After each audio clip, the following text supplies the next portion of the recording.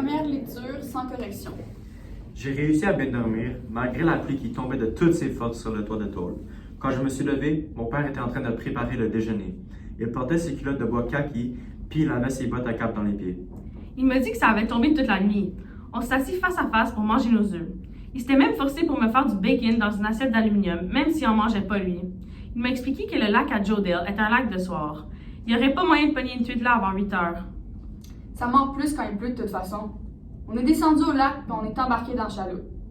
Mon père avait installé le moteur avant le souper. Ça fait qu'on s'est assis sur nos flottes puis on est parti. Pendant qu'on traversait le lac, je pensais à Marie-Ève. Je me demandais s'il faisait aussi lettre à Cape Cod qu'au Saguenay. Si elle mangeait du homard en masse, puis si elle allait m'en ramener un souvenir.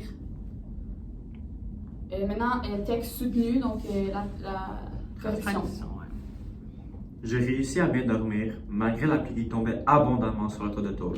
Quand je me levais, mon père s'activa à préparer le petit déjeuner. Il portait ses sous-vêtements de couleur kaki et avait enfilé ses bottes de travail. Il me dit qu'il plut toute la nuit.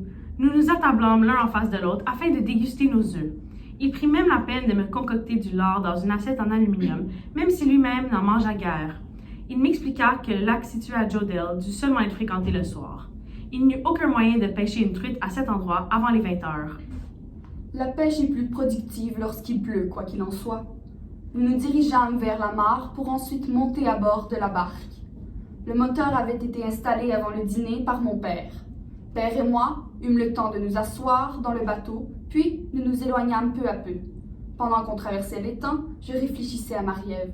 Je me demandais si le climat était aussi mauvais à Cape Cod qu'au Saguenay.